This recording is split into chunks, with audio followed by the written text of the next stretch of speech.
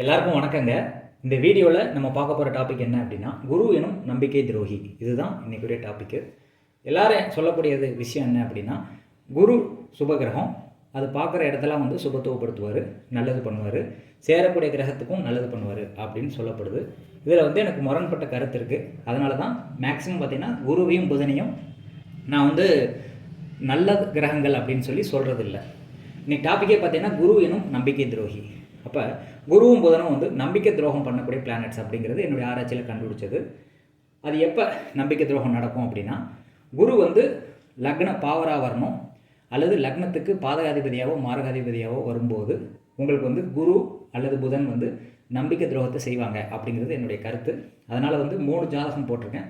இதில் பார்த்திங்கன்னா ரிஷப லக்னத்துக்கு வந்து 3ஆம் இடமும் 8ஆம் இடமும் வந்து மாரகஸ்தானங்கள் அப்படின்னு சொல்லப்படுது. 3ஆம் அதிபதியும் 8ஆம் அதிபதியும் சந்திரனும் குருவாக வருவாங்க. அந்த ரெண்டும் மாரக கிரகங்கள் அப்படின்னு சொல்கிறோம்.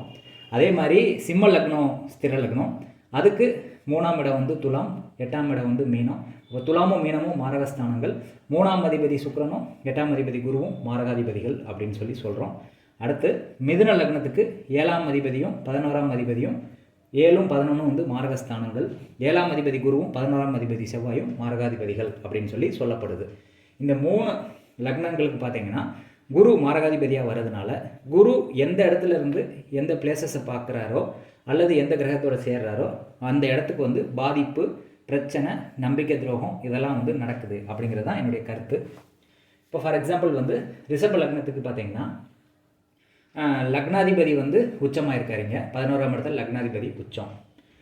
குரு வந்து 5ஆவது இடத்துல இருக்கார். 5ஆவது இடத்துல இருந்து லக்னாதிபதியை பார்க்குறாரு. இதை நீங்கள் நல்லா கவனிச்சிங்க அப்படின்னா, குரு வந்து லக்னத்துக்கு பாவராக வருவார். லக்னத்துக்கு சுபர் கிடையாது. 1, 5, 9 தான் லக்ன சுபர். அப்போ ரிஷப லக்னத்துக்கு குரு பாவர். அவர் இருக்கக்கூடிய இடமும் வந்து பகை வீடு. அதில் இருந்துட்டு பகை வீட்டில் இருந்துட்டு அவர் வந்து சுக்கிரனை வந்து பார்க்குறாரு, லக்னாதிபதியை பார்க்குறாரு. குரு வந்து மாரகாதிபதியாக இருந்து சுக்கிரனை பார்க்குறாரு. இன்னொரு மாரகாதிபதினு சொல்லக்கூடிய சந்திரனும் வந்து லக்னாதிபதி கூட சேர்ந்துருக்குது. இப்படி ஒரு அமைப்பு இருந்தது அப்படின்னா கண்டிப்பான முறையில் வந்து இந்த லக்னாதிபதி வந்து பாதிக்கப்படுது. அப்போ அது என்ன சொல்ல வருது அப்படின்னா, 11ஆம் இடத்துல இந்த சேர்க்கை நடந்ததுனால இந்த ஜாதகர் வந்து நம்பிக்கை துரோகத்தினால வந்து அவர் சொத்து எல்லாத்தையுமே லாபத்தை எல்லாத்தையுமே இழந்துருவார் அப்படின்னு சொல்லணும். நம்பிக்கை துரோகத்தினால. ஏன்னா குரு பார்த்தா நம்பிக்கை துரோகம் நடக்கும். அது லக்ன சுபராக இருந்து குரு பார்த்தா பெரிய லெவலில் பாதிப்பு இருக்காது. இது லக்ன பாவராகவும் இருந்து லக்னத்துக்கு மாரகாதிபதியாகவும் இருந்து குரு பார்க்குறதுனால நம்பிக்கை துரோகம் அப்படிங்கிறது கண்டிப்பாக நடக்கும். அப்போ 11ஆம் இடத்துல 2 மாரகாதிபதி தொடர்பு வருது. குருங்கிற ஒரு மாரகாதிபதி பார்க்குது, சந்திரங்கிற மாரகாதிபதி லக்னாதிபதியோடு சேருது. இப்படி ஒரு அமைப்பு இருந்துச்சு அப்படின்னா அவங்க லாபத்தை ஃபுல்லாக வந்து இழந்துருவாங்க, நடு ரோட்டுக்கு வந்துடுவாங்கன்னு சொல்லணும். நம்பிக்கை துரோகத்தினால வீழ்த்தப்படுவாங்க அப்படின்னு நம்ம சொல்லணும். இதை வந்து எப்படி சொல்லக்கூடாது அப்படின்னா, குரு பார்வை பார்த்துருச்சு, 2 சுபகிரகங்கள் சேர்ந்துருச்சு, லக்னாதிபதி 11ல் போயிருக்காரு, அது குரு பார்வை பட்டதுக்கப்புறம் அது பிரம்மாண்டமாக வந்து வளர்ச்சி பெறுவார் அப்படின்னு சொல்லக்கூடாது. இது மாரகாதிபதியாக தான் நீங்கள் வந்து எடுத்து பார்க்கணும். அது வந்து நடைமுறையிலும் கரெக்டாக இருக்குது. உங்கள் ஜாதகத்தில் நீங்கள் பொருத்தி பாருங்கள். அடுத்து இதில் வந்து சிம்ம லக்னத்துக்கு நான் சொன்ன மாதிரி துலாம் ராசியும் மீன ராசியும் மாரகஸ்தானங்கள், சுக்கிரனும் குருவும் மாரகாதிபதிகள். இப்போ இதில் கவனிக்க வேண்டிய விஷயம் என்னென்னா, இந்த லக்னத்துக்கு குரு வந்து சுபராக வருவார். சூரியன் 5ஆம் அதிபதி குரு, 9ஆம் அதிபதி செவ்வாய். அப்போ சூரியன் குரு செவ்வாய் வந்து லக்ன சுபர்கள். அப்போ லக்ன சுபராக இருந்து இந்த குரு வந்து மாரகாதிபதியாக வர்றார், 8ஆம் அதிபதியாக குரு வர்றார். அப்போ இவர் லக்ன சுபராக எடுத்துக்கணுமா மாரகாதிபதியாக எடுத்துக்கணுமா அப்படின்னா, மாரகாதிபதிக்கு தான் வலு ஜாஸ்தி. இப்போ குரு வந்து மாரகாதிபதியாக தான் எடுத்துக்கணும். லக்ன சுபர் அப்படிங்கிறது 2ஆம் பட்சமாக நம்ம எடுத்துக்கணும். இப்போ இவர் நல்லது பண்ணுவாரா கெட்டது பண்ணுவாரா அப்படின்னு பார்க்கும்போது கெட்டது பண்ணுவார். ஆனால் கெட்டதில் வந்து அளவை குறைச்சி கெட்டது பண்ணுவார். உங்களுக்கு வந்து பாதிப்பு இருக்கும், ஆனால் அந்த பாதிப்பினோட அளவு வந்து கம்மியாக இருக்கும். அப்படி தான் நம்ம எடுத்துக்கணும். இதுவே லக்னத்துக்கு பாவராக இருந்து குரு மாரகாதிபதியாக வந்தார் அப்படின்னா, இதில் லக்னத்துக்கு பாவர் குரு மாரகாதிபதி, இதில் லக்னத்துக்கு சுபர் குரு மாரகாதிபதியாக வருவார். அப்போ லக்னத்துக்கு பாவராக இருந்து குரு மாரகாதிபதியாக இருக்கும்போது 100% பாதிப்பை தான் கொடுப்பாரு. லக்ன சுபராக இருந்து குரு வந்து மாரகாதிபதி ஸ்தானத்தை அடையும் போது கெட்டது நடந்தாலும் அதில் வந்து பாதிப்பினுடைய அளவு வந்து கம்மியாக இருக்கும் அப்படிங்கிற மாதிரி நம்ம எடுத்துக்கணும். இப்போ குரு எந்த இடத்துல இருக்கோ அந்த இடத்துல கெட்டது பண்ணுவார். குரு பார்க்குற இடத்தெல்லாம் கெட்டது பண்ணுவார் அப்படிங்கிற மாதிரி எடுத்துக்கணும். இதில் குரு வந்து எங்கே பார்க்குது? லக்னத்துக்கு 2ஆம் இடத்தை பார்க்குது. லக்னத்துக்கு இங்கே வந்து குரு வந்து சூரியனை பார்க்குது. புரியுதா உங்களுக்கு? 7ஆம் பார்வையாக சூரியனை பார்க்குது. 5ஆம் பார்வையாக பார்த்தீங்கன்னா லக்னத்தை பார்க்குது குரு. அப்போ 5வது இடத்தையும் 7வது இடத்தையும் 9வது இடத்தையும் குரு பார்க்குறதுனால, அதாவது 5ஆம் பார்வையாக லக்னத்தை பார்க்குது, 7ஆம் பார்வையாக 3வது இடத்தை பார்க்குது, 9ஆம் பார்வையாக 5ஆம் இடத்தை பார்க்குது. இப்படி எடுத்துக்கணும். அப்போ இருக்கிற இடத்தையும் பார்க்குற இடத்தையும் வந்து குரு நம்பிக்கை துரோகம் பண்ணுவார், பாதிப்பு கொடுப்பாரு. ஆனால் பாதிப்புன்ற அளவு வந்து கம்மியாக இருக்கும் அப்படின்னு சொல்லணும். பாதிப்பு கொடுக்க மாட்டாருன்னு சொல்லக்கூடாது. இப்போ மிதுன லக்னத்துக்கு 7, 11 வந்து மாரகஸ்தானங்கள். அதாவது தனுசும் மேசமும் மாரகஸ்தானங்கள், குருவும் செவ்வாயும் மாரக அதிபதிகள். இதில் வந்து குரு எந்த இடத்துல இருந்து எந்த இடத்த பார்க்குறாரோ, எந்த கிரகத்தோட சேர்றாரோ அந்த இடத்த ஃபுல்லாக கண்டிப்பாக பாதிப்பார், நம்பிக்கை துரோகம் நடக்கும். இப்போ லக்னாதிபதி வந்து உச்சமாக இருக்குது, ஆட்சியாக இருக்குதுன்னு வச்சுக்கோங்களேன். அதை வந்து குரு பார்க்குறாரு அப்படின்னா இந்த லக்னாதிபதிக்கு பாதிப்பு வரும், லக்னாதிபதிக்கும் பாதிப்பு வரும். அது பார்க்குற இடம் 4வது இடத்துக்கு பார்க்குறாரா, அப்போ 4வது இடத்து மூலிமா உங்களுக்கு வந்து பேர் கெடும் அப்படின்னு சொல்லி நம்ம சொல்லலாம்.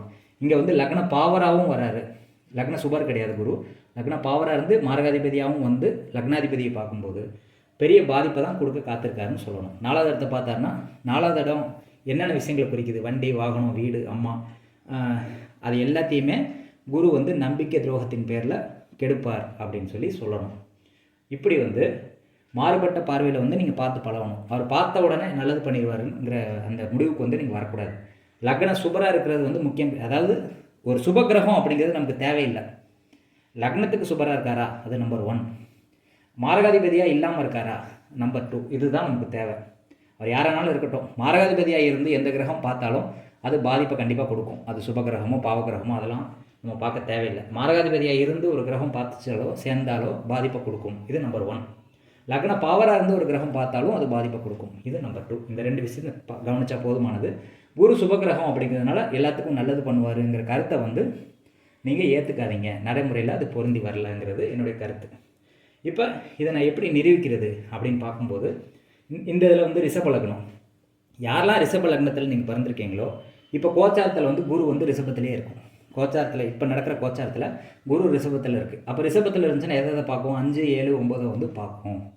அப்போ லக்னத்தில் குரு இருக்கிறதுனால உங்கள் பேர் கெட்டு போகிறதுக்கு வாய்ப்பு இருக்குது. நம்பிக்கையின் பேரில் யாரோ ஒருத்தவங்க வந்து உங்களை ஏமாத்துறதுக்கு, துரோகம் பண்ணுறதுக்கு வாய்ப்பு இருக்குது.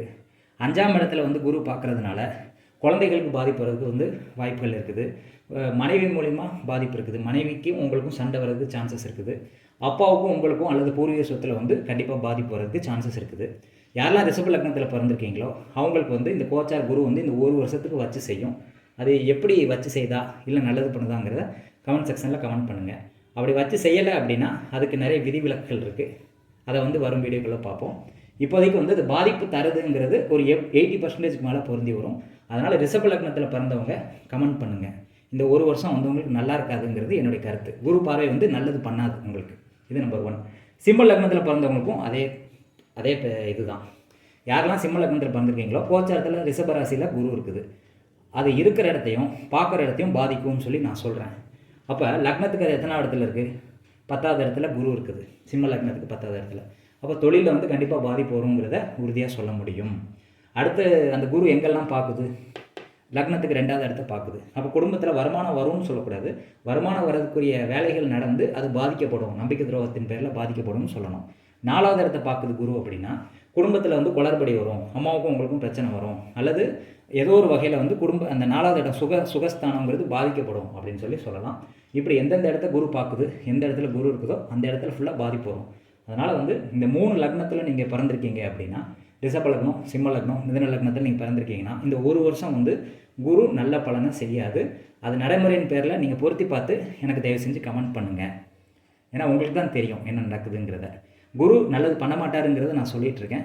அதை நீங்கள் தான் வந்து கமெண்ட்டில் வந்து பதிவு பண்ணணும், நல்லது நடக்குதா நடக்கலையான்னு. என்னுடைய ஆராய்ச்சியில் வந்து மாரகாதிபதியாக குரு இருந்து லக்ன பாவராக குரு இருந்து பார்க்கும்போது பெரிய பாதிப்பை தான் கொடுக்குதே தவிர பெரிய நன்மைகளெல்லாம் ஒன்றும் கொட்டி கொடுக்கல என்னுடைய அனுபவத்தில். உங்கள் அனுபவம் எப்படி இருக்குன்னு சொல்லி ஷேர் பண்ணுங்கள். இதை வந்து நீங்கள் நம்பாதீங்கன்னு சொல்கிறேன். ஃபஸ்ட்டு நான் சொல்லக்கூடிய கருத்து என்ன அப்படின்னா, நான் சொல்லக்கூடிய கருத்துக்களை வந்து ஏற்றுக்கணும் அப்படிங்கிற அவசியம் கிடையாது. நம்பாதீங்க, இதை பொருத்தி பாருங்கள். கரெக்டாக வந்தால் ஏற்றுக்கோங்க, தப்பாக வந்ததுன்னா என்னுடைய சேனலை வந்து ஃபாலோ பண்ணாதீங்க. என்னோடய வீடியோஸ் பார்க்கணுங்கிற எந்த அவசியமும் கிடையாது. உங்களுக்கு பொருந்தி வந்தால் நீங்கள் பாருங்கள், ஃபாலோ பண்ணுங்கள். பிடிக்கல அப்படின்னா சேனலை அன்சப்ஸ்கிரைப் பண்ணிட்டு ஜாலியாக இருங்கன்ற நான் வந்து உண்மையை மட்டும்தான் சொல்கிறேன். என்னோடய அனுபவத்தில் கண்டுபிடிச்ச விஷயங்களை சொல்கிறேன். மற்ற ஜாதகர் மாதிரி குரு பார்த்துட்டா குரு சேர்ந்துட்டா சூப்பராக கொட்டி கொடுப்பாருங்கிறதெல்லாம் நான் சொல்கிறதில்ல. அதனால தான் குரு என்னும் நம்பிக்கை துரோகின்னு சொல்லி பேர் வச்சுருக்கேன். இதை பார்த்தாலே நிறைய பேருக்கு பிடிக்காது, என்னடா அவன் குருவை பற்றி தப்பாக பேசிகிட்டு இருக்கான் அப்படின்ட்டு. உண்மையை இப்படி சொல்லாமல் வேறு எப்படி சொல்கிறதுங்கிறது எனக்கு தெரில. அதனால தான் உங்கள் கமெண்ட்டை எதிர்பார்க்குறேன் நான். ரிஷப லக்னம், மிதுன லக்னம், சிம்ம லக்னத்தில் யாரெல்லாம் பிறந்திருக்கீங்களோ இந்த ஒரு வருஷம் வந்து அவங்களுக்கு நல்லது நடக்காது. தடங்கள் வரும், தடை வரும். எந்த இடத்த பார்க்குறாரோ அந்த இடத்துலாம் பிரச்சனை வருங்கிறது என்னுடைய கருத்து. அது எப்படி இருக்குங்கிறது நடைமுறையில் உங்கள் வாழ்க்கையில் பொருத்தி பாருங்கள். அதை வந்து கமெண்ட் பண்ணுங்கள். நன்றி, வணக்கம்.